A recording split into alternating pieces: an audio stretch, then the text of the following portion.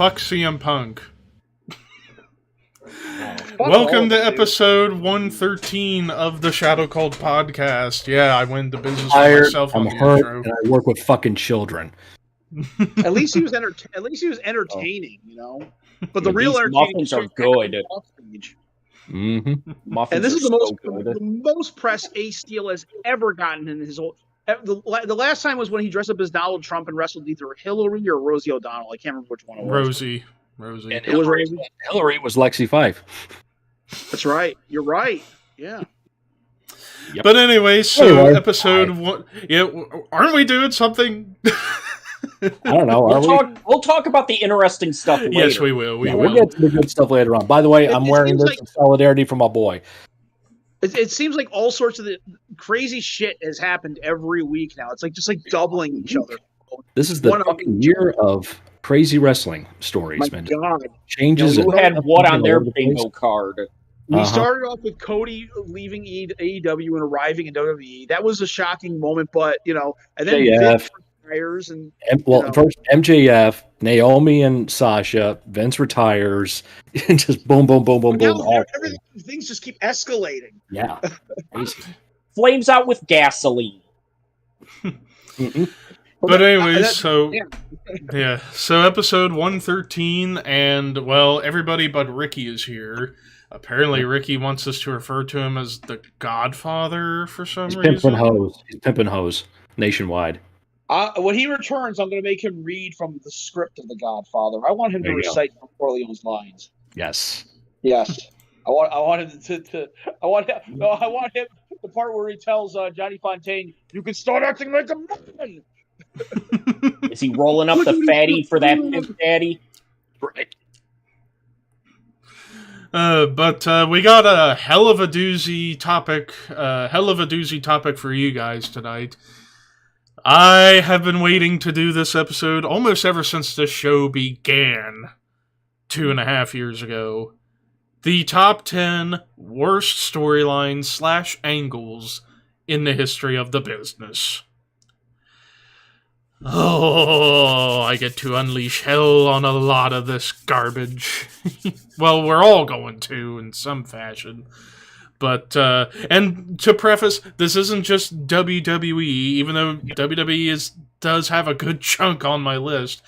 It's covering other companies. Like, I got stuff from WCW, TNA, and another one that you'll be surprised to hear later. Especially Scott and Walter are gonna be shocked, and we'll get to that when we get there. Because over the years we have seen as much great things we've seen in pro wrestling, we've seen a ton of garbage. Because shit happens, and you try something and sometimes it doesn't work, or they stick to something that's shitty and it backfires. People use drugs, shit happens. Yep. The nature of the beast. But figured a good way to begin is to talk about some honorable mentions. I have dishonorable mentions. Or dishonorable mentions in this case, yeah. So I have 7 dishonorable mentions. Now, the first one is, again, they're 2 separate storylines, but they involve the same person, and it's a theme. Vince's illegitimate son / the anonymous Raw general manager. Because in the end, it was Hornswoggle, and this is an example of storytelling at its most obnoxiously lazy, because Hornswoggle was like their recurring get-out-of-storyline free card, and it's like, you don't get to choose what angles you end.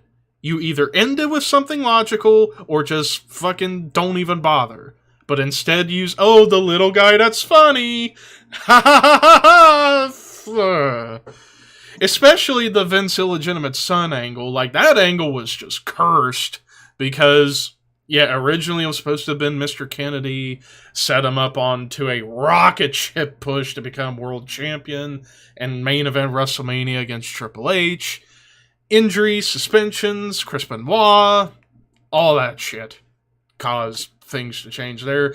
And then the anonymous Raw general manager, Oh my god, that one still haunts me to this day. In all honesty, it should have been Michael Cole. Yeah, it still would have been stupid, but it should have been Michael Cole at the end of the day. And what makes it even worse is that, over 2 years after they revealed who it was, after the Authority went away, the anonymous Raw general manager comes back. It's like, who is it? We already know it's Hornswoggle. What the fuck are you talking about? But I digress. Now, the next two both happened back-to-back pay-per-views. And yeah, it's WCW 2000, so be ready for this. The first one, after watching James do the review for the show, and I actually watched what had happened, the fucking Goldberg, Nash, Steiner, Russo debacle at New Blood Rising. What the... If you want to know our shared opinion on it, just watch James's video and you'll get the full story. I'm not gonna kill your ears with it. Next up, now this one almost made the top 10, but I thought there are 10 worse ones than this. And that's the Hogan-Russo debacle at Bash at the Beach 2000. So, yeah, most people should probably already know what that is. If you want to know, do your research. I don't want to talk your ear off about it, because I feel like I already did that with the Vince illegitimate son and Hornswoggle shit. The next one, I could see somebody here having this in the top 10, possibly, but I have it in honorable mention. 3 words. Lost in Cleveland. Texas Jack. Yeah, Yep. I remember it. We got a good payoff out of that, though. We had a great Texas death match at the True. end. But the journey was far less memorable than the destination. Yeah. I mean, And it ended abruptly. Beginning with Vader, knocking out Cactus, and the great beginning, horrible middle, great ending. Yeah. And the ending wasn't even supposed to be the ending, because Cactus was initially they were going to turn Cactus right back heel, but the angle bombed so much with fans they just kept him babyface. And used the Mind Games card to get out of it. I was making them think I had amnesia. Mm-hmm. So yeah, after three WCW dishonorable mentions, the final 3, we go back up north. Next up, Jake Roberts' drug and alcohol exploitation in '96, aka the feud with Jerry Lawler. There's gonna be more of this shit in the actual top 10, and I'm sure some of us are gonna have them on the list, and we will get to those. Mm-hmm. So, just gonna leave it at that. Next up, Sarah Stalker. What? If it was anyone else besides DDP, I don't think it would have been on the dishonorable mentions or even the top 10. But the fact that it was DDP, who, like James said years ago, wait a minute. Yeah, but it also, his character in WCW was completely different, and then they bring him in as a creepy bastard. Yeah, and like James said years ago, DDP goes from Kimberly, who is prime rib, to Sarah, who is lunch meat. And then the final dishonorable mention, Jesus Christ. And this one almost made the top 10. It almost did. The Matt Hardy, Kane, Lita love triangle story. Wow. Yeah, this whole thing, one of the most soap opera bullshit angles ever. And it's funny, this turned from Kane and Matt Hardy fighting over Lita to Kane suddenly, who was a rapist and kidnapper, turned babyface against Snitsky, and then it turned into the Edge Matt Hardy Lita mess. But the Kane, Matt Hardy, Lita, and Snitsky portion, fuck that. So there you go. Those are my dishonorable mentions. James, take it away. All right, I'm gonna go quickly with these. I have Eddie-sploitation in my dishonorable mention, where they just it got to a point where people actually thought Eddie's death was a work, and clearly wasn't. I have Mr. McMahon's illegitimate son, who ran down Stone Cold. They started it for no reason, picked it up about a year later, and then it's Rikishi. Gang Wars, that was bad. The Fritz Von Erich heart attack, I can bet a couple of you have that on your list itself, but you have all the tragedy with World Class, and they try to revitalize the promotion by having Fritz have a heart attack, and it has the complete opposite effect to it. The NWA invasion in '98, one of the biggest wastes of time in WWF history. Summer of Punk 2011. Need I say more? That's it. Walter. I have 5 honorable mentions. Starting off 1991 WCW, the build-up and angle for Lex Luger and Ron Simmons. Actually, Lex Luger's entire 1991 WCW title reign, you could basically say that is. Luger getting first off, everybody was pissed that Flair was gone. Every WCW show was drowned in chants of "We want Flair." They put the belt on Luger in very unpopular fashion. They have the opportunity to build up a new babyface, a new star in Ron Simmons, and they get the main event in Halloween Havoc, and they fucking drop the ball with it. Thankfully, when Bill Watts took over, one of the first things he did was put the belt on Ron, and that put an exclamation point on Ron's career that kept him going for that whole time there. Two heel turns in WCW that flopped and immediately reverted back because they were just doing it, just didn't work. That would be 1999 Sting's heel turn, and in 2000 turning Goldberg heel. Neither one of them did anything to help WCW in the fight in the Monday Night War. It actually again it backfired on them. Going to New Japan Pro Wrestling 2002, the IWGP, the Elevation and IWGP title championship run of Tadao Yasuda. I'm not sure if Scott remembers this though. Tadao Yasuda was an older journeyman in New Japan Pro Wrestling. He was a lower guy in the card, former sumo wrestler, in his late 30s, early 40s. Definitely not one of the top guys. All of a sudden, Inoki is pissed off with his top tier guys, including Yuji Nagata, because he's been putting these guys in fights, okay, and they've been getting obliterated. Yasuda wins his match on a fluke, and he's so happy because that gives his fighting spirit, fighting spirit mentality a boost. So there was a IWGP tag or heavyweight tournament. The title was vacated. I can't remember who it was. Somebody got injured. They had to vacate it. And he has Yasuda plow through everybody, including the highly favored Yuji Nagata at the time. Crowd is pissed. They are not having it. Attendance in New Japan shows drop. Ratings in New Japan TV shows drop. It took Inoki only about a month and a half to realize this was a bad move and immediately put the belt on Yuji Nagata. And finally, going to AEW last year, the whole program between Malachi Black and Cody Rhodes started off fucking fantastic with Malachi Black destroying Cody in seconds. And then it took numerous weird, crazy steps. And let's just say the end result is Malachi is gone from AEW, and he is still trying to regain the momentum that he lost in that feud. Everything that went wrong with Malachi Black, his AEW run was lackluster. Okay, yeah, the House of Black was cool. They looked cool and shit, but they were a mid-card 6-man jobber tag team. Let's be honest. Malachi Black never got the momentum that he had in NXT or even in the main roster in WWE. He had it when he came in to get against Cody, and it died out fast, and he never got it back, and that's where we're at. Scott. All right, I just have 3 honorable mentions. Every one of the ones you guys just mentioned, all valid, absolutely.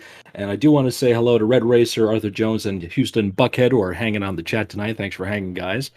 So my 3 real quick. Number 1, the Chaz abuse angle that lasted about 1 or 2 weeks. Horrible. They went from the beaver cleavage and mom thing to all of a sudden, I don't want to do this anymore. And then all of a sudden, the woman who was playing Chaz's girlfriend started showing up with black eyes. They only did this like for a week or two. It didn't last long. It should never have happened because there's life imitating art and art imitating life.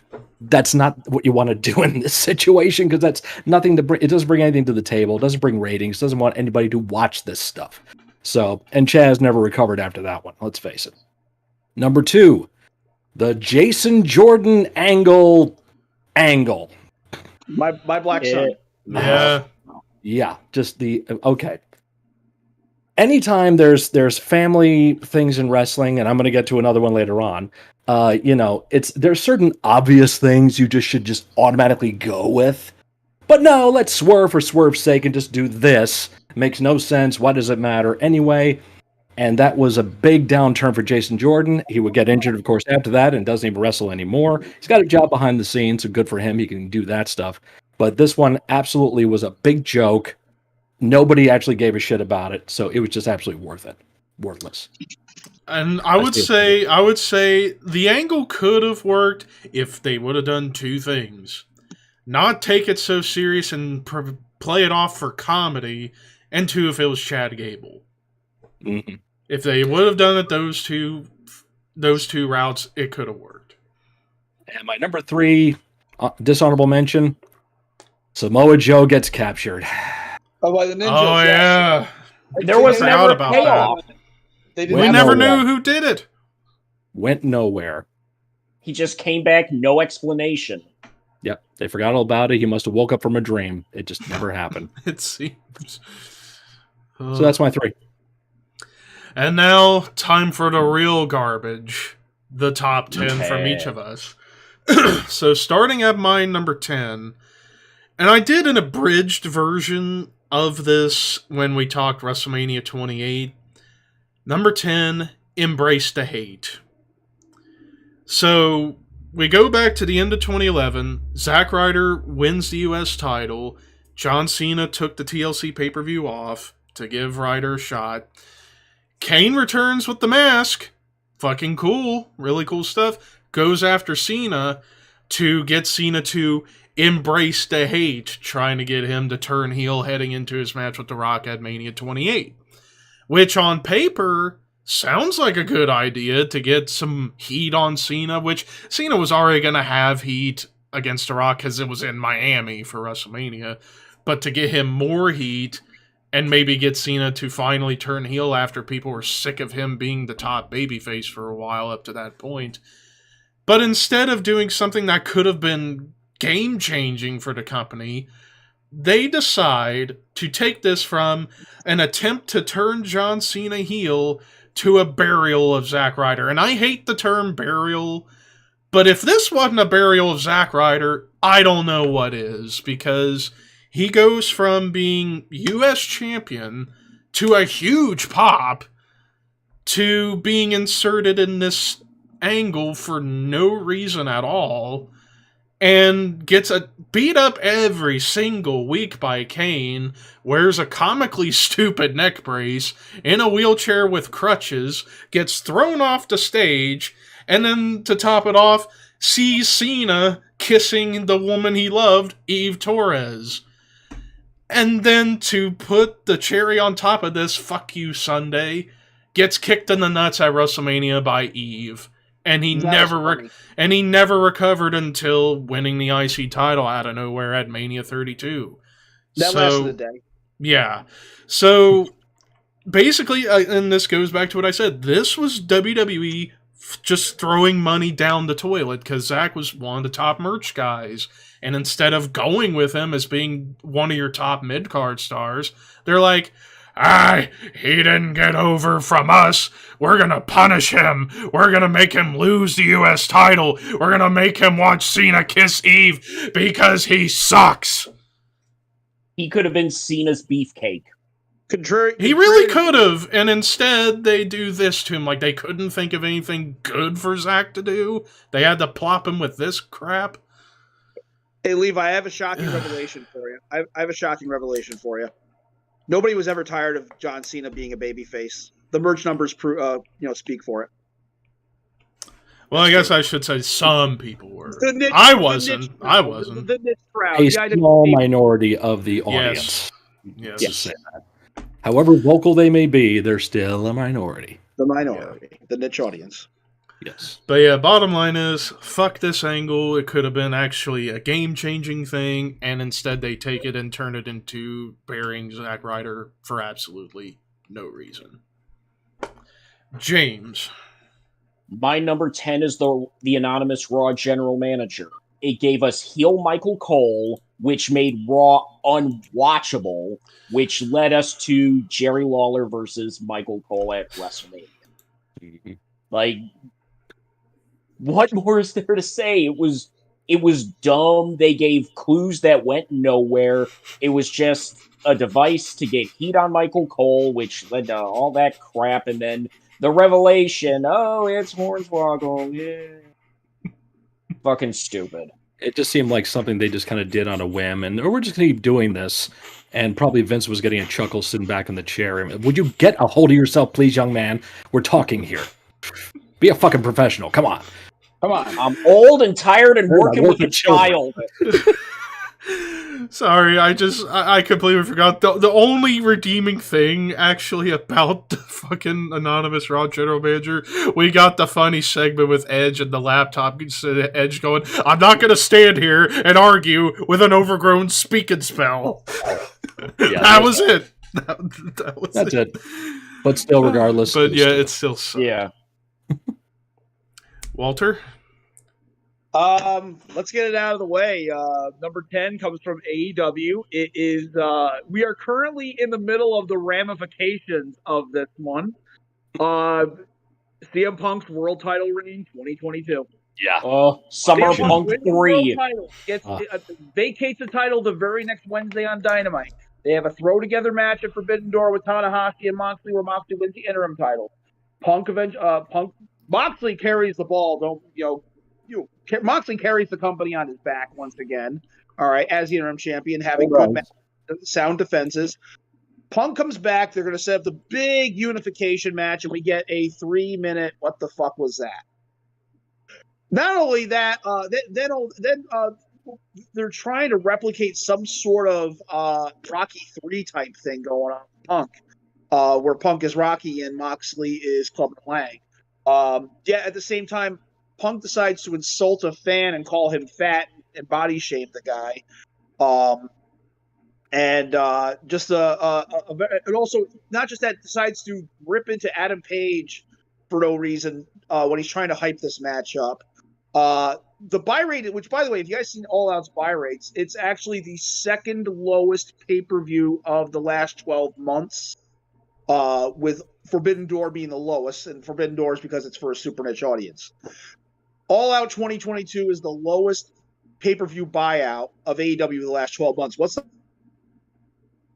the highest? All Out last year. All Out 2021. So it shows you in 12 months where honestly, I think people were just tired. Fans were just tired of the bullshit. Not the AEW diehards. They thought this was fantastic fucking stuff. But I think looking back on this a few years later, they're going to realize this was fucked up. And now like I said, it became Punk decided to take this angle and make it his own personal vendetta against the Elite and Colt Cabana, which we're going to get to later. And now the company's in. I don't care how good Dynamite was yesterday or Dynamite was on Wednesday, or how Jericho and Moxley and Danielson rallied up the troops, and the company's still in a fucking shamble. And this angle was the thing that lit it right off. Scott. My number 10, The Invasion. Not that one. The lack thereof of the UWF Jim Crockett Promotions. Ooh, yeah. The absolute undeniable burial of a company with a long-standing, credible history. UWF, Mid-South Wrestling, Bill Watts, his baby, cultivated out of nothing in the 70s and on and on. Jim Crockett, I'm going to buy UWF. I'm going to buy Florida. I'm going to buy Central States. Why? Because he can. Because he can. You want to be Vince. I want to be Vince. I want to take it over all. So here comes the UWF talent, and because of laziness or ego or just flat out not giving a shit, they do absolutely nothing with this promotion. The culmination of which was basically Starrcade 87. 2 UWF championships were on that show. The world champion of UWF, Steve Williams, is in the second match against Barry Windham, who's the Western States Heritage Champion, lowest man on the totem pole for a title you can have at that point. He wins kind of clean, and they do nothing with it after that. Then they do the TV title unification match with Nikita and Terry Taylor. Nikita wins, unifies the titles, nobody cares after that. It's never even brought up again. The entire thing was absolutely a waste of time. Yep. There was no point to it. It didn't help anybody. And like I said, it was laziness or ego that we bought them on a garage sale. We got it, Watts found a sucker, and here's all you dump. For a company that had that tradition and that history, this is the ending story of that, and it should not have happened like that. There should have been a little bit more, even in 1987, 88, to better send that promotion off into the sunset, literally and figuratively. So and there was a lot of excitement. It was the end of the UWF, end of that stuff. It was the end of a promotion. Yeah. You would think for the end of a promotion, there'd be some more importance to it, and it's a fucking popcorn fart. Yep. And only one wrestler made it out alive with that whole thing. Sting. That was it. Yep. I was going to say, I remember the Aftermag showing a lot of enthusiasm and excitement for this. I remember several articles with the dream matches they were going to have lined up. Dr. Death and Ric Flair at Starrcade 88 for the title. People want to say Vince killed the territories, but Crockett killed the NWA. Yeah. There was a third UWF title match on World Championship Wrestling Saturday night. It was the Sheepherders versus the Lightning Express, but nobody gives a fuck. Yeah, nobody gave a shit. That was on TV. This was 87 was a pay-per-view, a legit pay-per-view. Yep. Like I said, 2 UWF titles recognized, one not even defended, one was assimilated into the other one. Tells you how much they gave a shit about the company. Yep. So the invasion of UWF into Jim Crockett, an absolute debacle. Horrible. Yep. Now, my number 9, the most recent Angle storyline on my list, the Rusev Lashley Lana love triangle. Oh dear God, where the fuck do I begin with this? I mean, I don't know. I think Rusev losing to Sammy Guevara might rank up there a little higher. Yeah. Well, go ahead.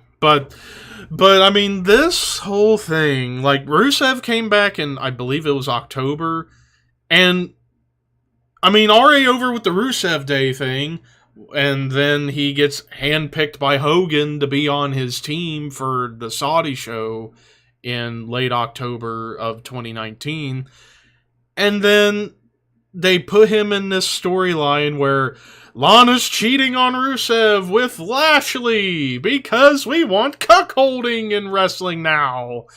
And oh my God. And like, when you look at Lashley and knowing about who he is, would anyone really buy into him being a homewrecker? Fuck no. Fuck no. And then the fucking wedding shit. And then the last segment of the decade. The last segment of the decade. And that's how you end it. And trying to insert Liv Morgan into it for no reason at all. And this whole thing went on for months. Even into the pandemic, it was still, even though Rusev wasn't on TV, Lana was still there with Rusev. And really, nobody other than Lana benefited because it was practically just to get Lana on TV. Whereas Rusev...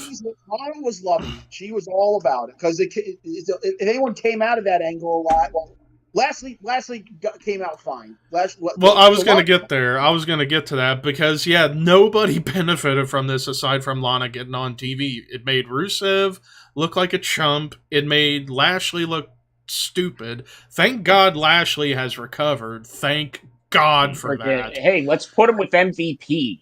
Have MVP call Lana a thought. And there you go. And that's all they needed to fucking kill it off. Thank fuck. And then Lashley, look where he is now. WWE champion and now one of the best U.S. champions we've seen in a while. Rusev just floundering aimlessly in AEW. Lana hasn't been on TV in months, and Lashley's doing fine. She's Yeah. standing out better than he ever has. And yet people want to say Rusev's doing better in AEW. Miro has said himself that he honestly wishes he could go back at this point. Mm-hmm. And I hope he does. Yep. I hope and he just does. remember, Lana spelled backwards is anal. Yeah. Yep. Enough said. James? My number 9 is the higher power. Oh. I mean, you have a long-ass angle for one of the most anticlimactic resolves and reveals in the history of wrestling. It starts right after Judgment Day when Undertaker and Paul Bearer reunite. He mentions the higher power. They keep mentioning the higher power. And then they start a feud with the corporation. Babyface Vince McMahon at a time when he's feuding with Austin. And then everything, the reveal that Vince was the higher power all along. Like, really? Yeah. What the fuck? You had... And it happened on my birthday, the whole reveal. Oh, man. That's even worse. June 7th, 99 on Raw. Wow. Jeez. It's me, Austin! Oh, son of a bitch. What? It was me all along, Austin! Even though it's like, yeah, all this shit and... The rumors that it was going to be Kevin Sullivan were out there, and... Christopher Daniels. Christopher Daniels, another name that was mentioned. Jake Roberts, Ted DiBiase, and yes. That angle lasted like 8-9 months for that reveal. Basically, Vince has his daughter kidnapped to torture himself? For what exactly? He stole her teddy bear to have Undertaker burn it? Yeah. Classic example of booking yourself into a corner.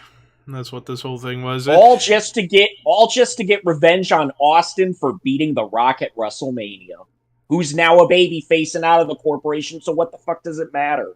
Mm-hmm. Yeah, it's like looking back, it should have been Daniels to at least help him get the Fallen Angel gimmick going. Or, honestly, what I would have done was Jake Roberts, because it would have made sense. Hated Vince for the whole... Clean. Yeah, if Jake would have been clean and sober. Yeah, that's a bigger issue. Why? Yeah.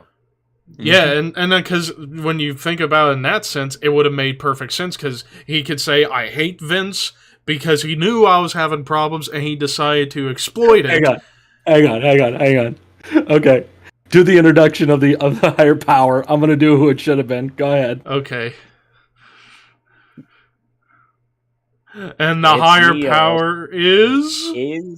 Bro. It's me, jackass. It's been me all along. I hate Vince McMahon. I hate that bastard with a pink-purple passion. And I had the Undertaker burn that teddy bear and steal his bitch of a daughter because Austin is a piece of trash. I know about you, Austin. I know your kind because I once had a jackass.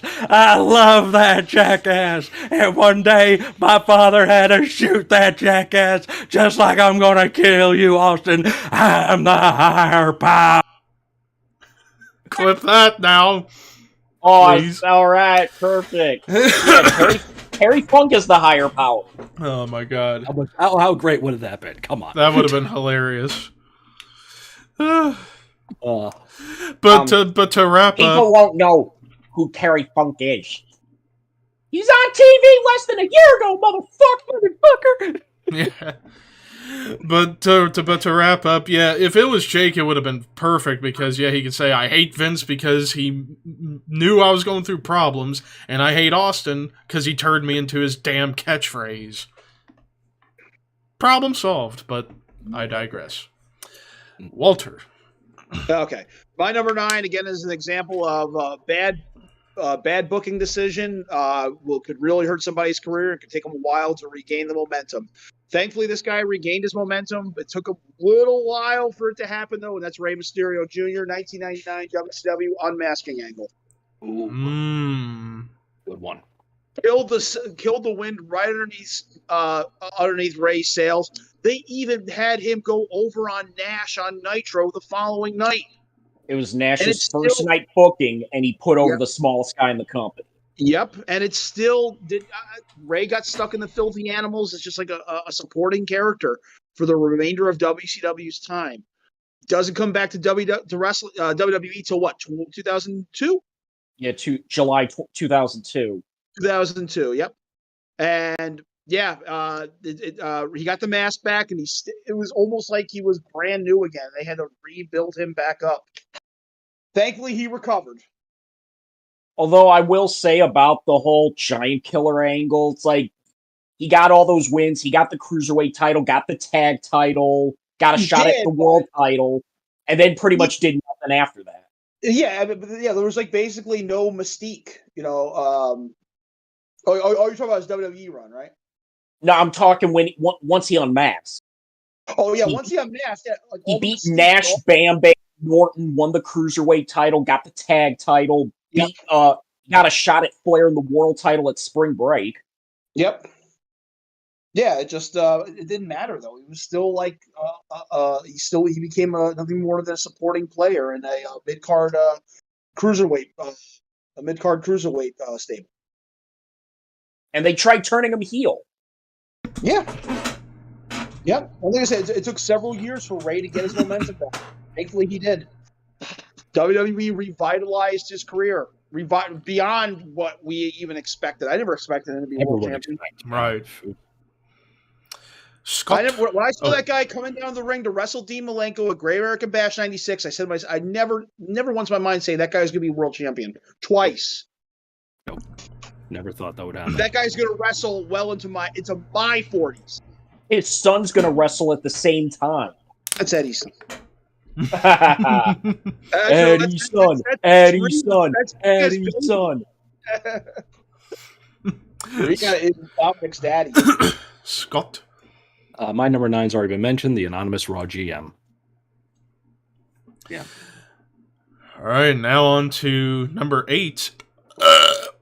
Not that great, but I tried.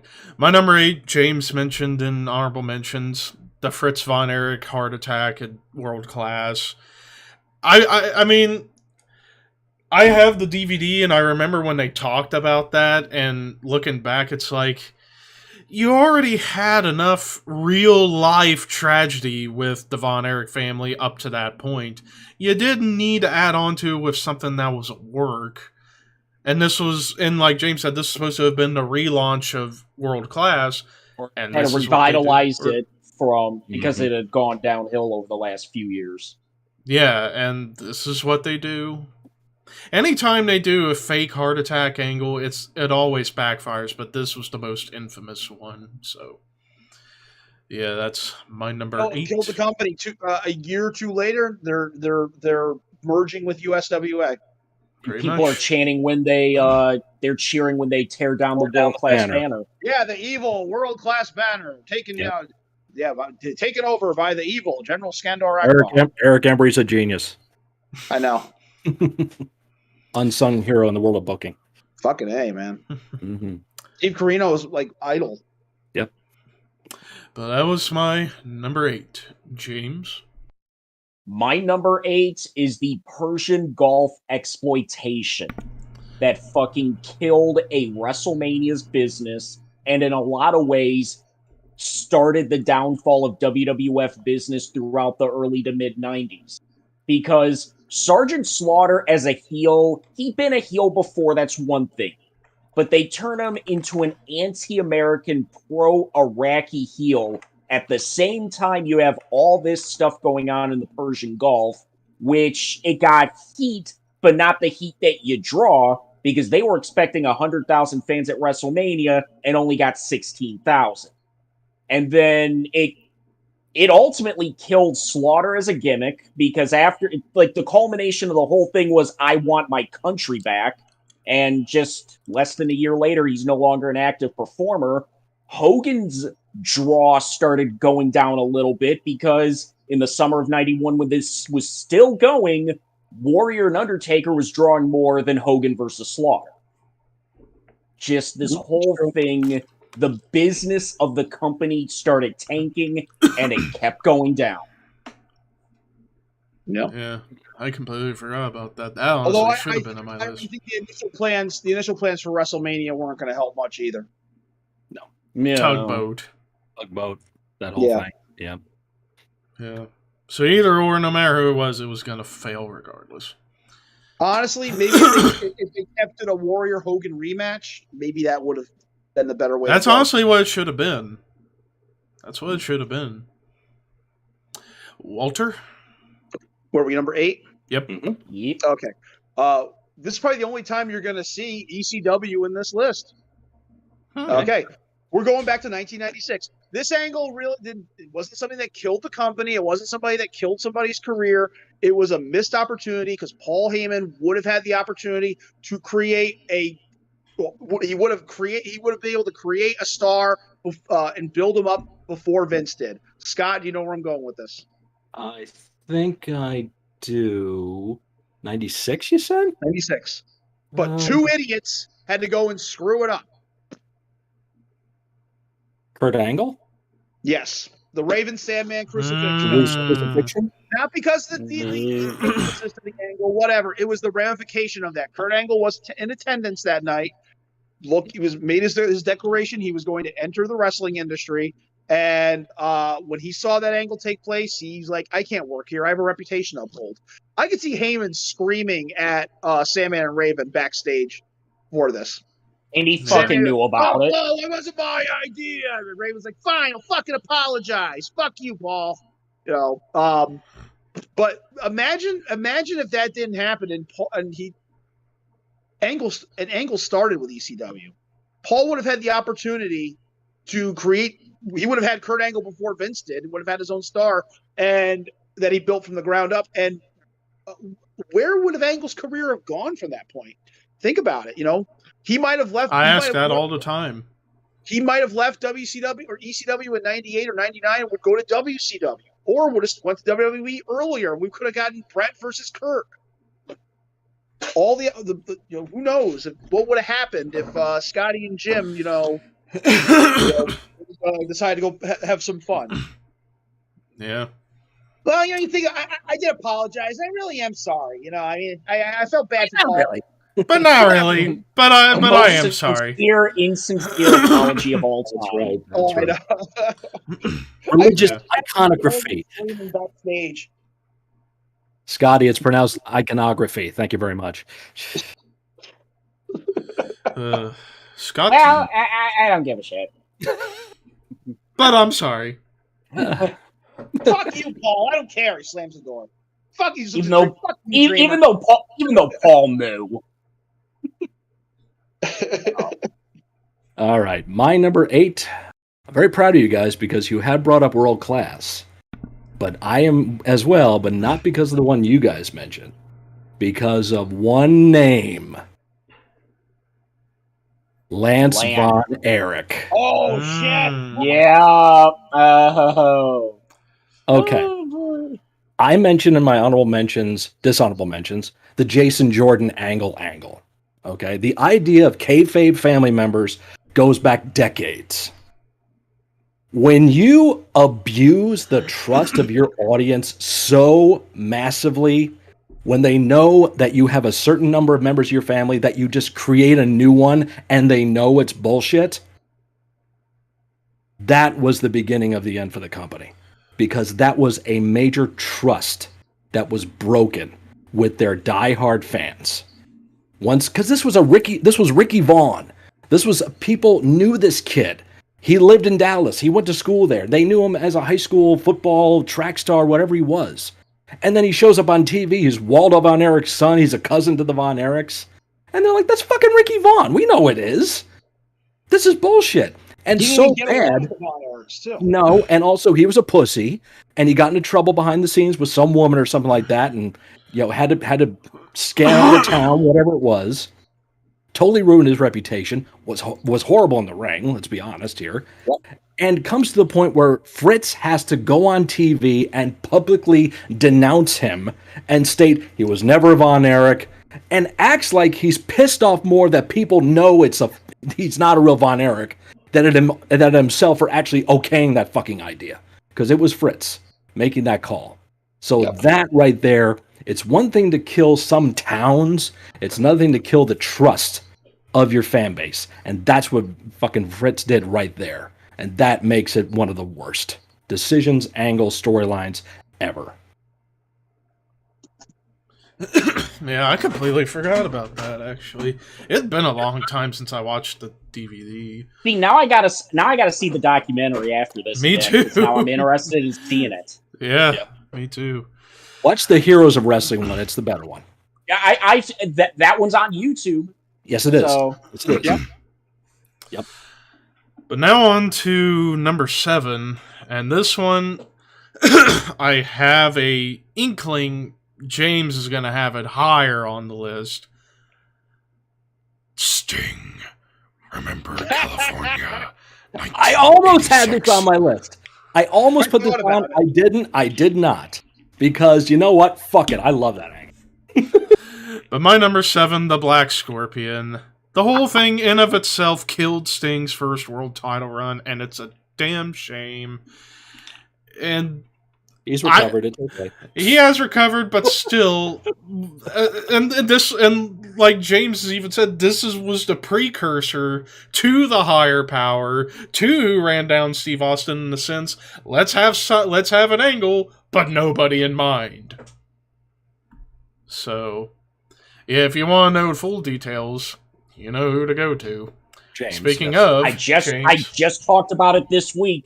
There you go. Friggin' this week in my Sting episode, I talked about RoboCop, Black Scorpion, and Chamber of Horror. Like, 3 of the worst things of Sting's career. Yeah. But anyways, James, you're number 7. My number 7 is New Blood versus Millionaires Club. An idea that on paper could have worked, but in execution, who the fuck got over in this? Nobody.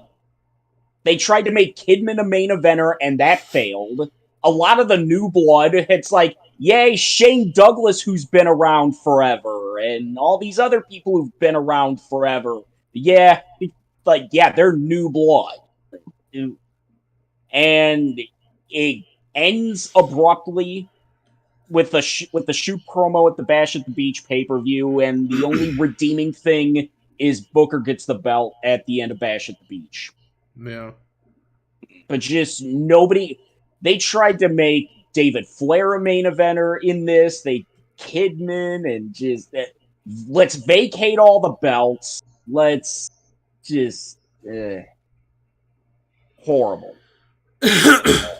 Yeah. What's the whore and horrible? Walter? Little postscript before I give my next one. Scott, Lance Von Erich ended up, when he retired from the business in 96, he relocated to South Africa, opened up a chain of fitness clubs, and now sits at a net of $16 million. Jeez. Yep.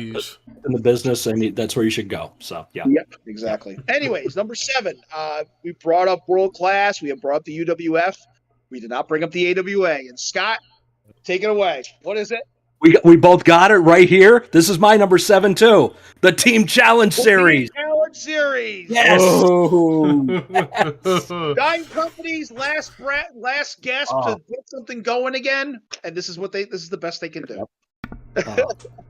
Take the fledgling roster that they had, and everybody that hadn't gotten a call from Vince or wasn't going to get a call from Vince, and it's like, I got an idea. Let's put 3 teams together, not 2, not 4, because an even number's better. Now let's put 3 teams together and give them points and make gimmick matches. It'll be great. They had Del Wilkes, who was being built as a future star, and ironically, Vince didn't take him. Baba took him. Yeah. In the middle of this, Slaughter got called over to Vince. Yeah. Yep. They had to switch him over. Larry's Legend. What was it? Larry's Legends. Baron's. Slaughter's Marauders and Baron's Blitzers. Baron's Blitzers. That was it. Blitzers. Thank you. And when Slaughter left, who took? I think De Beers took over for Slaughter. Yeah, I think you're right. Yeah. See, now I got to watch that documentary again too. Yeah. Because they talk about More that. watch material. Because this, like you said, this is the last ditch effort of a dying company. They have nothing left. They have no money. They're losing TV left and right. They have nobody left to work with, and nobody wants to do business with them anymore. Greg Gagne's great, brilliant idea, by the way. Oof. And the funniest thing of it all is at the end of it, it's like, oh, we can't wait till the next one. And who helped him with this idea? Eric Bischoff and Sonny Ono. Oh, God. Eric denies it. Eric denies it completely. Eric denies any affiliation with that. Who told you that? Dave Meltzer? I had nothing to do with it. Eric Bischoff said that. He said it in the documentary. DVD.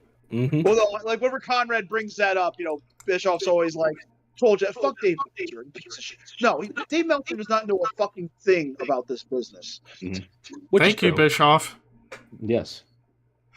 But yeah. Oh. They talk about bangers. The gimmick matches they would remember the football match? Me, Mike Enos, and the Trooper. They put on shoulder pads and jerseys and tackle each other into like goalie things in the ring. Not even having a wrestling match. It was stupid gimmicky shit like that. Jake Millman won Jake Millman turkey on a pole. Yep. Jake Millman wins the Battle Royal to win it for Larry's Legends. Larry's Legends, thank you. Yep. They get the big check. There's like no audience there. They had to do it in a studio at that point because they couldn't afford to go any buildings. And the check probably bounced. Yeah, of course. And people say Russo started on a pole matches. Uh-huh. They were way back then, too. Vernon that's a wonderful idea, Greg. See, my son Greg's a billion. He can run the business. Look out. He had no clue what he was talking about. He was starting to lose it then. Yeah. Mm-hmm. And that was the thing. He was the guy who started getting wrestling on television. Mm-hmm. Yeah, because this is another one. Just like I said earlier with the UWF thing, a company like the AWA with a long-standing history and tremendous legacy, all the wrestlers they trained, all the stars they had and made money with, this is the end of it. This is the last chapter of that company. All this, the legacy of the AWA, as the WWE DVD says right on the cover, ends with that. Absolutely horrible. Yep. So that's being Scott 7. There you go. Now on to number 6. We did not plan this ahead of time, people. This was completely unsolicited. Right. So. My number 6, James brought up in honorable mentions. I'll go more in depth. Exploiting Eddie Guerrero. Mm-hmm. I mean, yeah, when Eddie passed, that was one of the worst weeks of my life. Not just because of Eddie, but I was home with my aunt and an uncle that I didn't get along with at the time.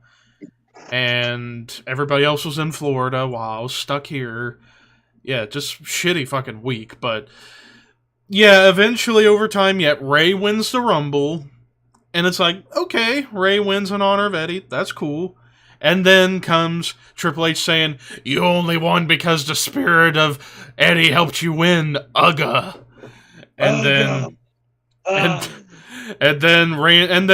the most infamous part, Randy Orton, "Eddie's down there in hell." And then Ray wins the world title for Eddie, and then you'd think, oh, Ray's world champion. He's going to be one of the best underdog champions ever, right? Wrong. Loses on SmackDown every fucking week. Booked like a jabroni. And even when he retained the title, it was in non-clean finishes for the most part. Like, especially the match with Sabu at One Night Stand 06. He couldn't even beat Sabu. No! And then, even after losing the belt, then Chavo getting involved, and it just escalates. You're not a real Guerrero. Yeah, it just... And it's like, in theory, with knowing Eddie and how much he loved the business and how he knew how the business worked, he probably wouldn't mind his death be used to help further a couple of feuds. But what it was supposed to do was get Ray super over as the biggest babyface on SmackDown, all turned into garbage because of being booked like a jabroni as world champion, and what they were hoping for, Ray getting massive pops, backfired because he ended up starting to get booed. He was booed at WrestleMania. There you go. Yeah, he was getting booed endlessly for this because it's like, okay, you can stop shoving the fact that Eddie's dead down our throats. Well, his history repeats like how that sort of angle, never works. I mean, we can go all the way back to Mike Graham exploiting his father's death.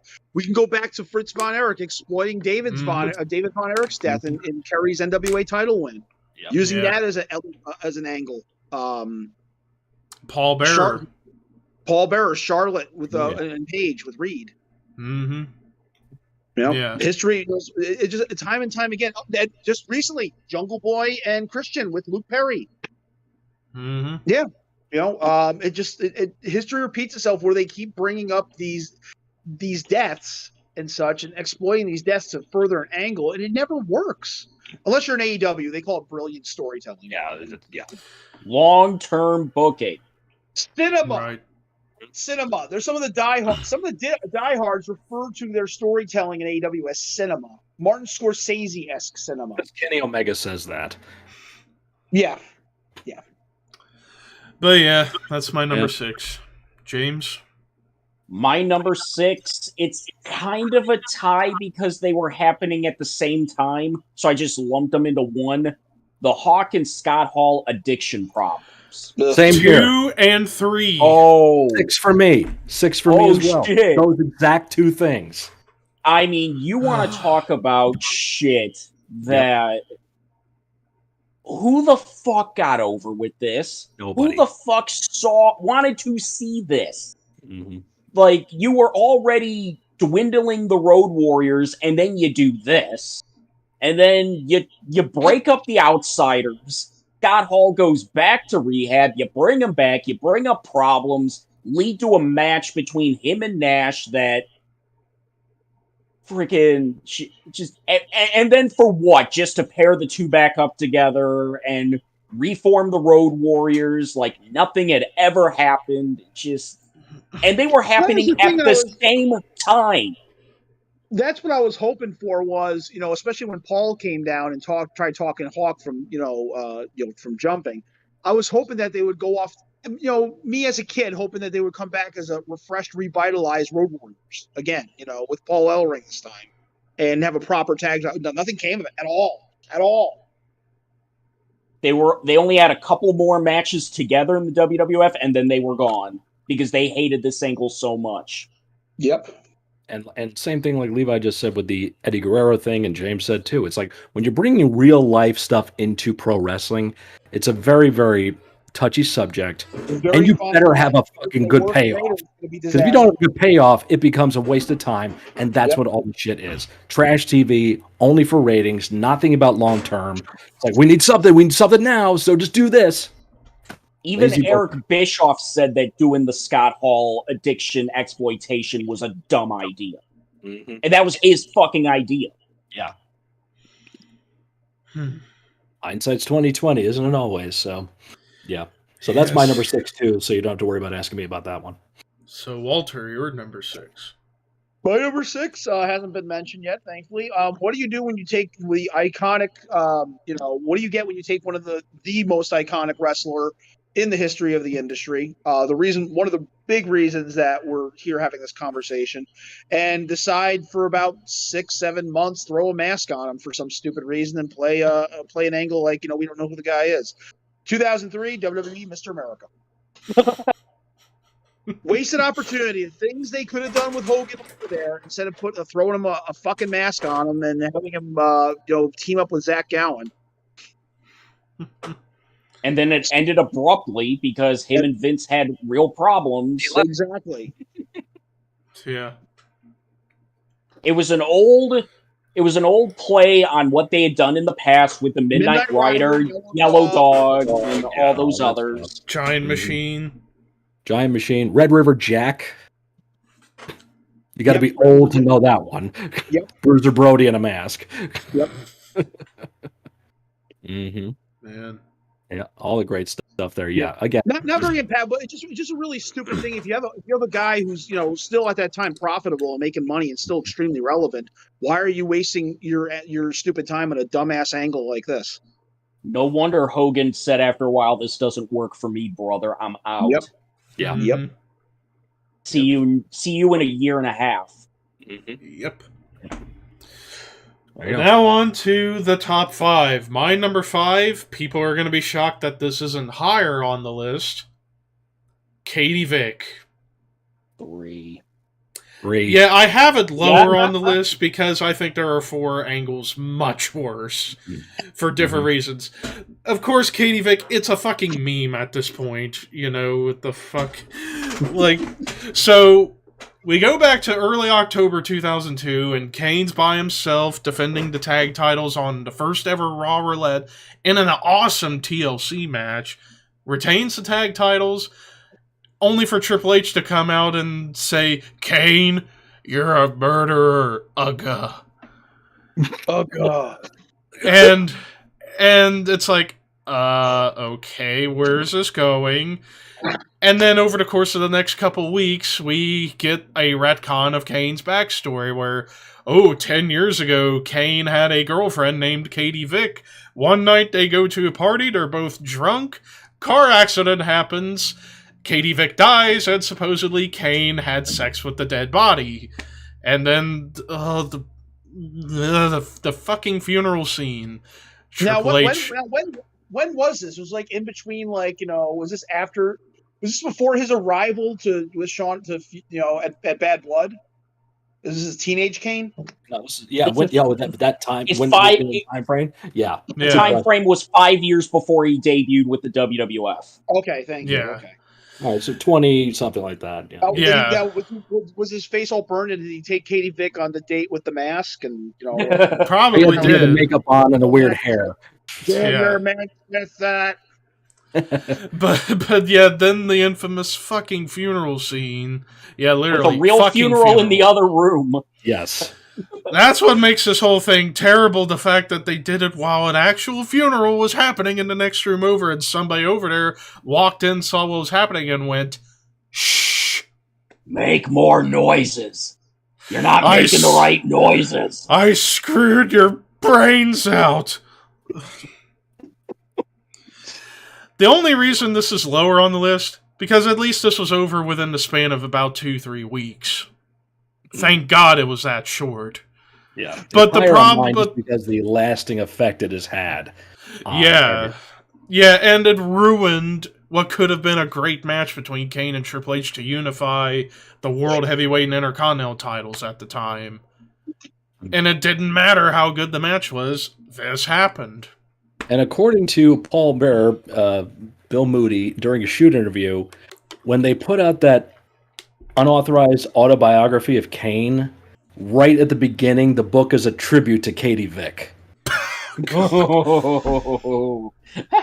the book. The book was given to him as a gift. He sat down, opened it, first page. This book is dedicated to the memory of Katie Vick. Whoop! Threw it across the fucking room and didn't read it. He told his wife, throw it out. I'm not going to fucking read that shit. I reading that. I fucking reading that. That's not what he sounded like. He was from That's Alabama. I am not reading that crap. Oh, yes, I'm not reading that. I'm not reading that shit. Get out of here. Throw Throw it away. I ain't going to fucking read that shit. Get it out of here. I'm not reading that. His kids ran over. Kids ran over and grabbed it. Hey, you But gotta go read it. That's up to you. Got to read up on your brother.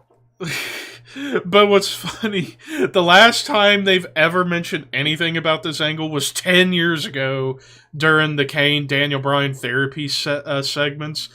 Yes. Years ago, I had a girlfriend named Katie, but let's just say that didn't turn out so well. Well, They even After that- acknowledge how bad it was. no. Yeah. Yeah, but like I said, it's That would be, only number 5 for the simple fact it was short, 2-3 weeks, and it was done. Will that book be the Journey into Darkness book? The unauthorized history of Kane? All think written that's in it. character, which Yep. is Yeah. funny as fuck. Yeah, it's kayfabe, so. Mm-hmm. But yeah, that's my number 5. Mhm. James? My number 5, Levi already mentioned it, Black Scorpion. birthed from the idea of Ole Anderson and Jim Herd can't think of any ideas together. They can't agree on anything, so Ole just writes down Sting versus Black Scorpion. I like it. So, fuck it. They gotta create shit out of shit, and there we go. Who's it gonna be? And it's Ric Flair to the surprise of absolutely nobody. Oh, shows up in a spaceship. And it's like, that's the real Black Scorpion, and you can tell by the nose who the fuck it is. Uh-huh. The banana nose, fake That's right. hair, and fake teeth. I don't care. I still love it. Walter? My number 5 has already been mentioned. It's the Fritz von Erich heart attack angle. Killed the company, found down the coffin. The thing is also in contradiction to the UWF Crockett merger. As you can see, there's a handful of guys that did not go along with it. Obviously DiBiase went to go work for Vince. Terry Gordy and Michael Hayes walked into this mess too. They were coming back. They were going to revitalize the Freebird Von Erich feud, and they walked into this bullshit. Didn't Michael go back to the? Michael went back to the company a year later. Yeah, Michael went back. Yeah, Michael almost immediately found himself back over in World Championship Wrestling. Mm-hmm. I ain't staying here for that shit. Oh, Michael, let's get out of here. Bullshit, Fritz. Why are them freaking heart attacks? Scott? My number 5, it's another combination, so it kind of runs across all storylines that ever involve miscarriages. Yeah. Terry Reynolds, Lita, anytime it is brought up, like we said many times here, the life imitating art, art imitating life thing. If you're going to do it, you better have a good fucking payoff. This storyline needs to just go away. Never bring it up again. It never has a good payoff. It never has a resounding, satisfactory conclusion that you can say, wow, they did that right. You never get that from these. And it's really, really disheartening for people at home, for women that have gone through it. Mm-hmm. It is a very traumatizing thing. So out of respect to that factor itself, not everybody can associate with having a drug and alcohol problem. Many women can identify with the idea of miscarriage and actually happening to them. So out of respect to that, just drop this fucking storyline. Don't bring it up ever again. Don't ever fucking do it, because it is a business killer. So get rid of it altogether. Anytime that the whole Terry Reynolds thing falls up, she got knocked off by D'Lo Brown or some shit like that. Was it Val's kid it was supposed to be? Yeah. Yep, that happens. And then Lita and Kane, and Lita just laying in the bed, staring off, looked a little too real. Who knows? Yeah. Maybe Amy's dealt with that. We don't know. But, it just looked a little too dark for this. So, that in general. Miscarriages. Goodbye. All right. Well, now on to number 4. Claire Lynch. Oh, God, I was waiting for you to bring that one up. I remember vividly this garbage, because I was heavy into watching TNA at the time, because 2012 as a whole, the best year of the Bischoff-Hogan regime, because he had some really damn good pay-per-views during 2012. But then we get this. So, Cliff Notes version. Starts off a year before with an AJ Daniels feud. After the Destination X 2011 match, Daniels like, that was a great match, but I want another. Beats AJ on Impact. Yay! Doesn't shake his hand. Daniels turns heel. They have an I Quit match at Bound for Glory. There, it's like, okay, it seems fine. And then Kazarian joins up with Daniels for some reason. And then eventually, as time goes along, we find out that the reason why is because, well, Daniels doesn't want to reveal a secret about AJ, but once he found out, fuck it. AJ and Dixie Carter are having affairs with each other. We have pictures, we have video, we have audio. Only to turn out to being that AJ and Dixie were helping a pregnant friend of Dixie named Claire Lynch. Now, for those who don't know, originally Claire was to have been portrayed as the niece of Dixie Carter. However, that got kiboshed immediately by Bob Carter. And also, AJ Daniels Kazarian had a rough draft idea for this whole angle, but a lot of it was like, no, we're not doing a lot of what you want to do. So it's stripped down, and that's what we get, and then it gets worse over the course of the next several months. Oh, the father of the baby is AJ. AJ is passed out in bed while Claire's doing naughty things to him. And then, of course, and the thing that makes this worse than Katie Vick was the fact that behind the scenes, the woman Julia Riley knew nothing about the business or what she was getting herself into, as, well, the fans fucking cyberbullied her off of television. Now, I don't advocate any of that crap, but when you get shit that's this terrible, get her the fuck off of my television. I don't give a shit how you gotta do it. Get her the fuck away, because this was so fucking terrible. Made everyone look horrible. Thank God. And this is another, thank God, AJ Daniels Kazarian recovered after this. And yeah, Claire quits while the angle's still being taped. And he goes back to her home planet like Fuji. The fucking stipulation to a Bound for Glory series match with AJ and Daniels. Oh, if Daniels wins, AJ, you must accept the fact you're the father of the baby. But if AJ wins, I can get a paternity test. One of the dumbest stipulation matches ever. The paternity test was to happen, but Claire's in the hospital. When that's code for she's gone, people. And then the lawyer shows up, says this whole thing was a plan by Daniels and Kazarian, having AJ drugged and DR'd by Claire. It's like, the reason I have this above Katie Vick, because again, Katie Vick only lasted 2-3 weeks. This lasted almost a fucking year. Fuck this shit. I digress. James. My number 4 is the Kane and Lita saga that went on for almost a year, starting with Kane forcibly having sex with Lita, getting her pregnant. They do the Till Death Do Us Part match, where Lita must marry the winner. You get the wedding, then the miscarriage. Then Kane turns babyface, who, by the way, forced having sex with Lita. Lita falls in love with Kane, and the payoff in all of this is Lita gets her revenge by betraying Kane and going with Edge, and Kane's the babyface. Sparking off an amass of young female teenage wrestling fans writing sexual fan fiction about Kane and Lita. No joke. I actually like to read some of that, see what kind of shit these people come I'm up sure, with.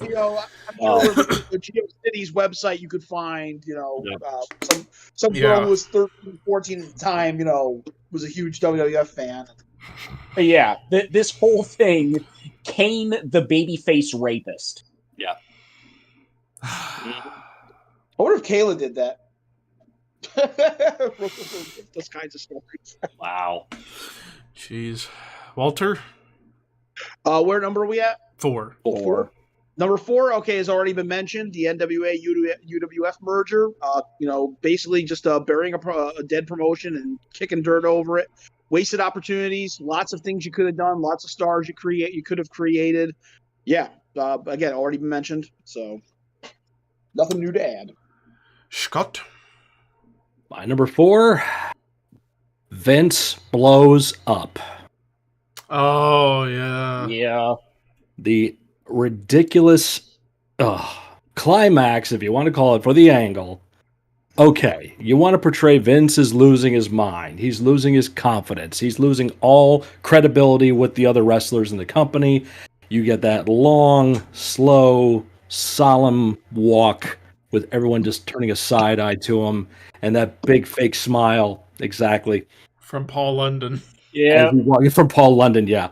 And he just walks out, steps out to the limo, opens the door, steps one leg in, looks back, shut, boom. Now, what the fuck were they going to do with this? Because remember, Benoit didn't just kill 2 people. Yeah, He killed this angle too. He killed this angle too. Yeah. Because that's what happened. Right. That's right when this happens. So what exactly was going to be the payoff to this? Now, what people don't remember, I'm not saying you guys, I'm saying in general, is that Vince McMahon is the owner of the company who just died on television.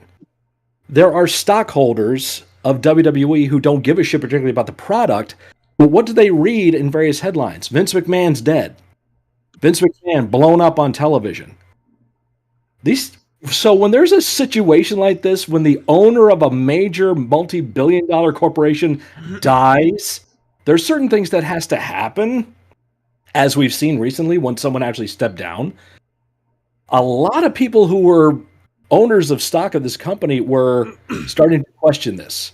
Like, does this mean that he's not going to be in charge anymore? There were so many questions being answered that they did not think about. All they were in was in the TV writing world. They weren't in the real world when looking at this from a different perspective. And that's a lot of times where people get hopped up and stopped up in wrestling. They didn't think about all that other shit that was going to happen behind the scenes, and it became a huge shit show behind the scenes as well. So what the actual payoff was out of this, we're never going to know, of course. Then Benoit does the deal, and then Vince has to show up and say, well, this was supposed to be, an exploration or whatever of the death of the Vince McMahon character. We are getting rid of that storyline, yada, yada, yada. So it has become, once again, a big black eye in the business. It's one that, like, are you fucking kidding me? This is what you're going to do for TV instead of just driving off and going away. You have to blow yourself up. Great little, special effect on camera. Looked cool. And everyone at home was like, what the fuck? That's what happened? Okay, cool, but you're a little late with that kind of crash TV. So for that reason, almost killed the business. Yeah, it was right around that same time frame of what happened with Benoit. And just overall, that's just like, this is what you got? Who gains from this? What do you get out of this? And we got nothing.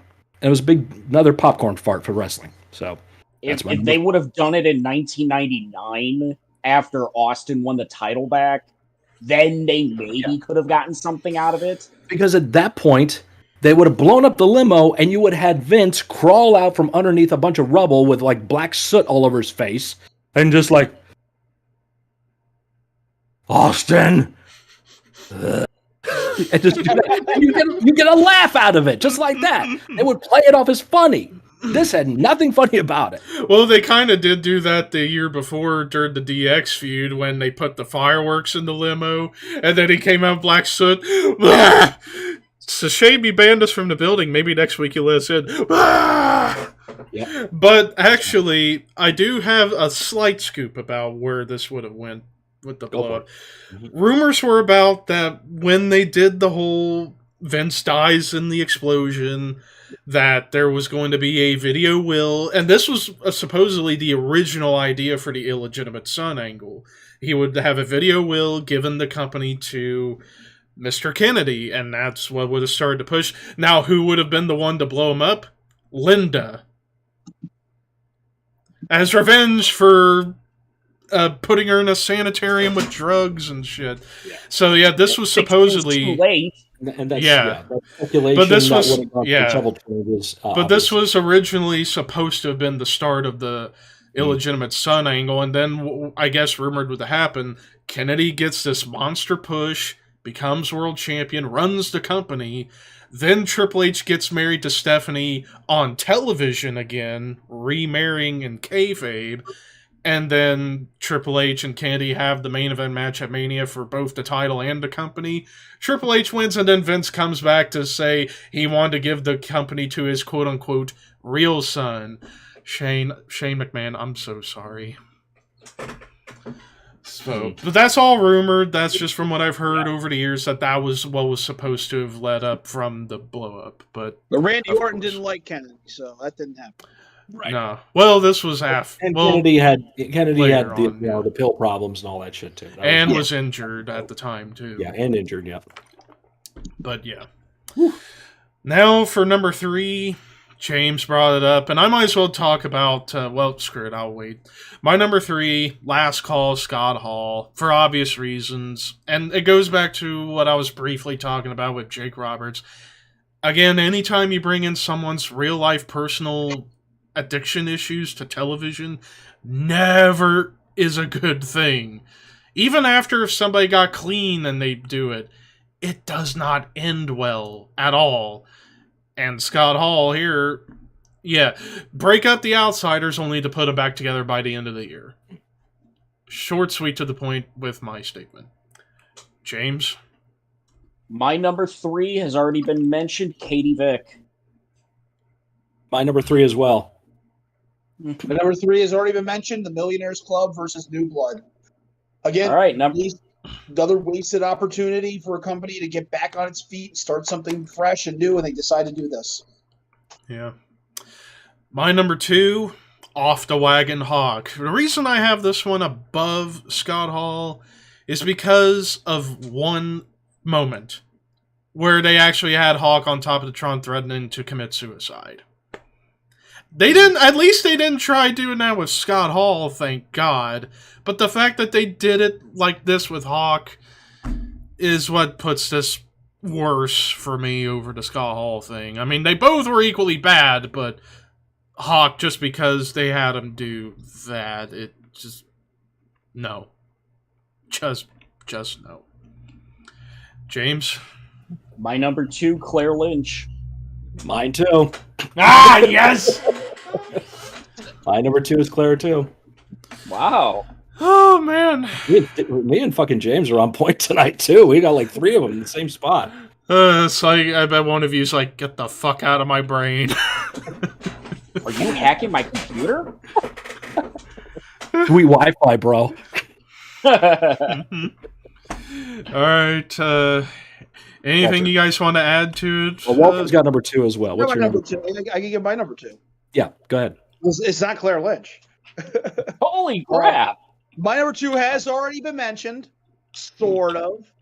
It's not one angle or storyline. It's a collection of angles and storylines. It is every fucking angle Kane has been involved in except for his feud with The Undertaker. Oh. Every angle. Wow. Wow. Every angle. How has Kane lasted 25 years and have had the worst angles in the history of wrestling? I know. Mark supersedes insane. the storylines. That's why. Yeah. And the thing is, he's an awesome character. Yeah. He has the worst friends. Yep. Worst family. You can't find a proper woman to stay, Nope. that remain faithful to him or break his heart. Yep. Mm-hmm. Decides to go corporate and is even twice as much of a dumbass. Yeah. But now on to number 1. Number 1. And I think, I don't know, maybe Walter will probably have it. I don't know. He's been very strange with his picks, but number 1, the invasion angle. Nope. Invasion. I didn't put it on. Wow. My number 1 was the 6-man tag in Bennington, Vermont. Shut up. It was Bennington. Wow. It's an inside joke with me and Walter. It's inside joke, man. Wow. My number 1's the NWO. The NWO, come on. That's the invasion angle. Trolling. NWO Trolling. 2000 or NWO 2002? Go through the whole list without throwing one in there. All right, well, I guess Walter, James, and I can riff. So, I mean, for obvious reason, and this is the worst one for the sense of business. I mean, aside from missed opportunity again, another missed opportunity, They could have made millions, got millions in pay-per-view buys. Their ratings could have been through the roof, maybe the highest ever, and they decide not to pay the wrestlers. Plenty of scenarios where that could have been better than what we actually got. If you watch Jim Cornette's guest booker on the Kayfabe Commentary's Best Booker series, his scenario was really good too. Yep. So Russo did one. I think Russo's was better than Cornette. Yeah, Never thought I would say that, but what was the main event for Cornette's was Austin and Foley, I think, right? Yeah. Austin Cactus Jack unifying the championships. Yep. Yep. But I mean, Undertaker, Terry Funk. And he had Undertaker and Terry Funk. That I want to was see. in there. Yep. Dusty and Hogan was in there. Yep. Rock and Sting was in there. Yep. Yeah. We had a lot of good match setups. Yeah, he did.